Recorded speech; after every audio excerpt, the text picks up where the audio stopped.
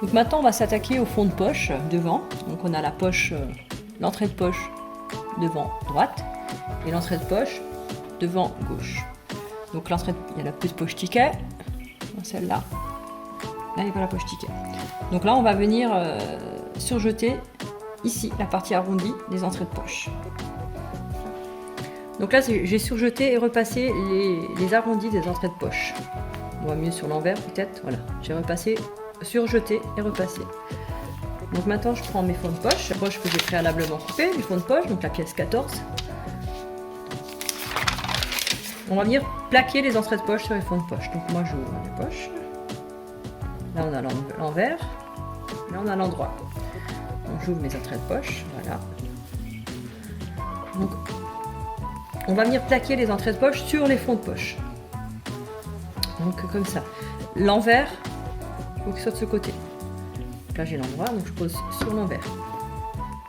L'envers. Je prends mon entrée de poche, je la plaque sur l'envers. Donc envers, envers, contre envers.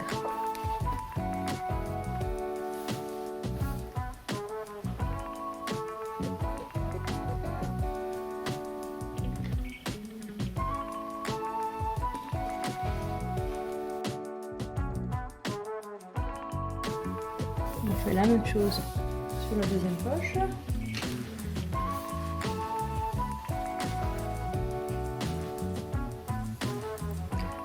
Alors vous aurez plus de valeur là parce que moi j'ai raccourci ma poche volontairement pour ma fille, elle l'a trouvée trop longue, donc je lui ai raccourci le fond de poche. Vous normalement c'est plus long. Donc on va venir ici piquer à quelques millimètres, enfin au milieu du surjet pour maintenir l'entrée de poche sur le fond de poche.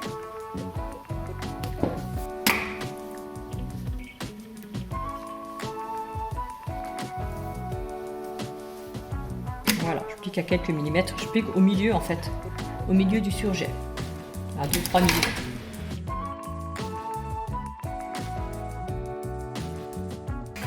Donc là je vais venir aussi maintenir tout autour ici, que ce soit plus simple. Donc il faudra bien faire attention, parce que le tissu, les stretch, ça risque de créer des plis. Donc il faut bien le maintenir par rapport à la partie du dessous.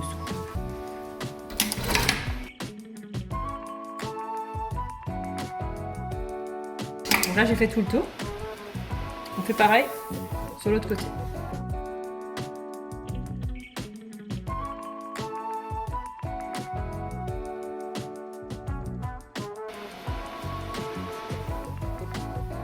Donc maintenant je vais repasser cette partie là.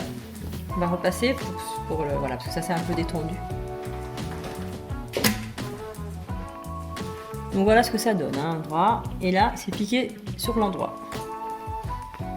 Donc maintenant on va venir fermer les fonds de poche. Donc on prend un fond de poche. Donc le fond de poche à la fin il doit être comme ça. Il doit être comme ça fermé. Donc il doit être fermé comme ça le fond de poche. Donc pour vous faciliter, soit vous le fermez. Soit vous pouvez venir pour avoir moins d'épaisseur, ce soit voilà, plus rapide. Vous venez poser comme ça, donc vous pliez endroit contre endroit. Et vous venez piquer 1 cm en bas, arrondi. Le fond de poche, vous venez fermer le fond de poche à 1 cm et vous surjetez. Et moi je vais vous montrer une technique à la couture anglaise. Donc la couture anglaise, c'est pas comme ça. La couture anglaise, on l'assemble donc dans l'autre sens. Comme ça. On vient l'assembler dans ce sens, la poche. Donc voilà, on superpose le bas et on pique en bas à 5 mm. Donc je fais ça. On vient piquer à 5 mm du bord. Donc là, ça s'appelle une couture anglaise et c'est une couture propre. Il n'y aura pas de surjet apparent. Voilà, une fois que j'ai ma piqûre, je viens retourner mon fond de poche. Je prends mon angle. Je retourne mon fond de poche.